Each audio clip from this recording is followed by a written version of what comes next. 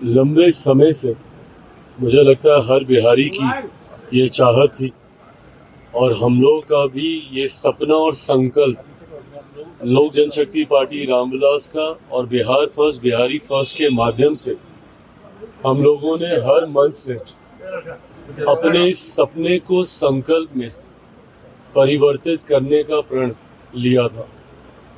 माता सीता का एक भव्य मंदिर बने, ये इच्छा मैंने हमेशा जाहिर की। ये मेरी आस्था से जुड़ा हुआ विषय तो जरूर है ही, साथ ही में इससे बिहार का आर्थिक विकास भी। मैंने हर बार हमेशा इस बात को कहा है कि बिहार में रिलीजियस टूरिज्म की अनंत संभावनाएं हैं। तो जहां एक तरफ आप इससे आस्था को सम्मान देते हैं, तो वहीं रिलीजियस टूरिज्म के माध्यम से न सिर्फ आप प्रदेश को आर्थिक ताकत देते हैं, रेवेन्यू जनरेशन में इसको आगे लेकर जाते हैं। उत्तर प्रदेश इसका उदाहरण है। अयोध्या में जिस तरीके से भव्य राम मंदिर के निर्माण के बाद किस तरीके से वो पूरा क्षेत्र आत्मनिर्भर हो गया, उसी तरीके से मैं ये मानता हूँ कि बिहार के राजस्व को बढ़ाने की दृष्टि से भी ये एक ऐतिहासिक फैसला होगा। और करोड़ों की आबादी ऐसी है जो माता सीता पर विश्वास रखती है, आस्था रखती है। मैं खुद उनमें से एक हूँ। तो मेरे जैसे श्रद्धालुओं के लिए, भक्तों के लिए तो कल का दिन एक बहुत अत्यंत शुभ दिन है। ऐसे में केंद्र सरकार और बिहार सरकार के द्वारा लिया गया ये फैसला, गृह मंत्री जी स्वयं कल आ रहे हैं। कल वहाँ पे पूजा का भी कार्यक्रम है और उसके बाद मंच से गृह मंत्री जी और तमाम एनडीए के नेता भी अपनी बातों को रखने का कार्य करेंगे। पर मैं मानता हूं कि बिहार के लिए ये एक बड़ी चीज कल होने जा रही है। दिक्कत यही होती है कि जब आप, भाई कांच की हांडी कितनी बार चढ़ेगी, झूठ पे झूठ, झूठ पे झूठ, झूठ पे झूठ। विपक्ष ने कहीं ना कहीं ये राजनीति का हिस्सा बना लिया है। सीए जैसा कानून जो कि नागरिकता देने वाला कानून था, उसको नागरिकता छीनने वाला कानून बना के देश भर में आगजनी का माहौल बना दिया। पूरे लोकसभा का चुनाव ये लोग कहते रह गए कि तीसरी बार मोदी की सरकार आ जाएगी तो आरक्षण छीन लिया जाएगा, संविधान खत्म कर दिया जाएगा, लोकतंत्र की हत्या हो जाएगी। साल भर हो गया, मुझे बताइए कहाँ का संविधान खत्म हुआ, या कौन से लोकतंत्र की हत्या हो गई, या किसका आरक्षण छीन लिया गया। सीए में बताइए मुझे किस मुसलमान की नागरिकता छीनी गई। अब उसी तरीके से एसआईआर को लेकर, और भैया ये किसके कहने पे किया जा रहा है? ये आप ही के कहने पे तो किया जा रहा है।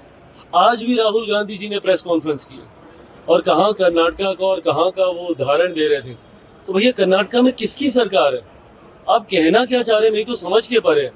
आप लोकसभा चुनाव को मद्देनजर बनाते हुए आप ये भूल जाते कि उससे ठीक पहले हुए विधानसभा के चुनाव वहां पे कौन जीता था। और आप ही ने बार बार, अब जब आप आज दिखा रहे हैं वहां पे कि किस तरीके से फर्जी वोटर्स बने हैं, अब आपके कहने पे जब कर्नाटका में एसआईआर किया जाएगा तो फिर आप उस प्रक्रिया पे भी आप शिकायत करेंगे। तो आप चाहते क्या है? आप बार बार आप मांग कर रहे हैं कि इसमें सुधार किया जाए वोटर लिस्ट में। डुप्लीकेसी ऑफ द वोट्स हैं, फर्जी वोटर्स हैं जो मर गए हैं, उनके नाम उसमें अभी तक है, विदेशी नागरिकों के नाम अभी तक उसमें है। तो पहले तो शिकायत आप करते हैं और उसके बाद जब उसका समाधान किया जाता है तो उस प्रक्रिया पे भी सवाल आप उठाते हैं। तो कैसे इसको ठीक किया जाएगा? अगर आप बार बार, अगर अब आप कह रहे हैं कि भैया कर्नाटका में इस तरीके की गड़बड़ी हो रही है, तो अगर उस वोटर लिस्ट को सुधारा जाएगा तो सुधारने की ही तो प्रक्रिया है एसआईआर। और कौन सी प्रक्रिया है ये? बट ऐसे में चिट भी आपकी, पट भी आपकी, शिकायत भी आप करेंगे, शिकायत पे कार्रवाई होगी तो उस पर भी आप करेंगे। और उसी तरीके से अब ये क्या एक बड़ा उदाहरण नहीं है इसी बात का? भाई नेता प्रतिपक्ष के पास अगर दो वोटर कार्ड हैं तो क्या ये चिंता का विषय नहीं है? अगर आपके पास हो सकते हैं तो सोचिए कितने और लोग होंगे जिनके पास होंगे। तो क्या इसका रिवीजन नहीं होना चाहिए? इसी सोच के साथ ये इंटेंसिव रिवीजन किया जा रहा है। अब उसके बाद जब आप ये सारी बातें करेंगे कि भैया यहाँ पे धांधली हो रही है, ये हुआ वो हुआ, अभी तक इन लोगों ने एक आपत्ति दर्ज नहीं कराई है। आज के दिन लगभग 9 दिन के करीब हो गया सूची जारी किए हुए। इन 9 दिनों में राजद, कांग्रेस जो बात बात पे चीखती चिल्लाती है, अभी तक ये लोग चुनाव आयोग के पास एक आपत्ति लेकर नहीं गए। आप दीजिए ना भैया, आप भी तो पॉलिटिकल पार्टी हैं। आप भी आपत्ति दर्ज कराइए कि भैया मेरे इस व्यक्ति का नाम छूट गया, मेरे इन कार्यकर्ताओं का नाम छूट गया। दीजिए, 5 ही आदमी का दीजिए, 10 ही आदमी का दीजिए तो। साइड के ऊपर पूरे नाम है, जिन लोगों के नाम को डिस्क्वालीफाई किया गया है उनको पर्सनली हैंड डिलीवर, उनके घरों पे उनको नोटिस भेजा गया है। उसके बाद भी अगर आपको किसी तरीके की शिकायत है तो 3-3 बार आप उसमें अपील कर सकते हैं, 3-3 स्तर पे अपील की व्यवस्था है। तो अब इससे ज्यादा ट्रांसपेरेंट कोई और प्रक्रिया क्या होगी? पर अगर उसके बाद भी अगर आपको सिर्फ इल्जाम ही लगाना है, सिर्फ आपको हंगामा ही खड़ा करना है, सिर्फ सदन ना चले ये गतिरोध करना है, और सबसे बड़ी बात आपको बहाना ढूंढना है। अभी 3 महीने के बाद जब नवंबर में बिहार में परिणाम आएंगे, चुनाव ये लोग हारेंगे, तो भाई किसके ऊपर ठीकरा फोड़ेंगे? अब इनको ईवीएम याद नहीं आता, सारी ईवीएम मशीनें ठीक हो गई हैं, अब इनको वोटर लिस्ट दिखती है।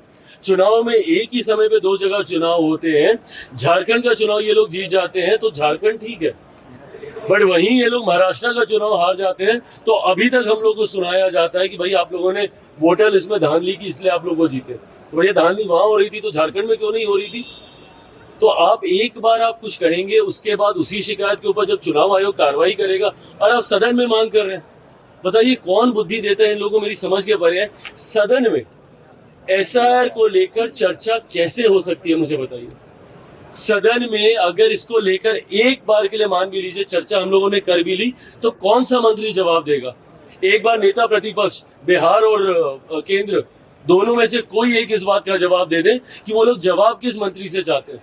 क्या चुनाव आयोग आएगा सदन के अंदर जवाब देने? क्योंकि किसी विभाग के अंतर्गत तो चुनाव आयोग आता नहीं है, वो तो स्वतंत्र संवैधानिक संस्था है। तो ऐसे में किस मंत्री से ये जवाब चाह रहे हैं? सरकार तो ये प्रक्रिया करा नहीं रही है, चुनाव आयोग ये प्रक्रिया करा रहा है। तो चुनाव आयोग कैसे सदन के अंदर आके आपको जवाब देगा, जिसके लिए आप लोगों ने पिछले 2 हफ्ते से सदन को एक दिन चलने नहीं दिया? सिर्फ आपको हंगामा खड़ा करना है, इस दृष्टि से आप कर रहे हैं तो करते नहीं। हाँ करें, अच्छी बात है भैया, करिए, यात्रा करिए, जनता के बीच आपको वैसे भी जाना चाहिए। जाएंगे तो आपको पता चलेगा कि एसआईआर का क्या असर है। भाई हम लोग भी जनता के बीच रहने वाले लोगों में से, निरंतरता में हम लोग सभा कार्यक्रम और यात्रा हम लोग करते हैं। हमको तो आज तक नहीं समझ में आया कि कोई एसआईआर को लेकर मुद्दा बन रहा हो या लोगों को बहुत कठिनाई हो गई हो। और ये लोग जो बोल रहे थे कि भाई हम लोगों के चुन चुन के वोटर्स छाटे जाएंगे, सबसे ज्यादा वोटरों में से कौन सा? ये पटना है जहाँ पे सबसे ज्यादा संख्या में से वोटर कटे। ये लोग क्या बोल रहे थे, हिमाचल के इलाके में ये किशनगंज वहां पे छोड़ दीजिए, यहाँ पटना में वोटर के नाम कटे हैं। तो आप अब यात्रा के माध्यम से भी जनता को भ्रमित करने का काम कीजिएगा। तो आप कर क्या रहे हैं आज तक? लोगों को सिर्फ भ्रमित कर डरा कर वोट लेने का काम आज की तारीख में विपक्ष की रणनीति का हिस्सा बन गया।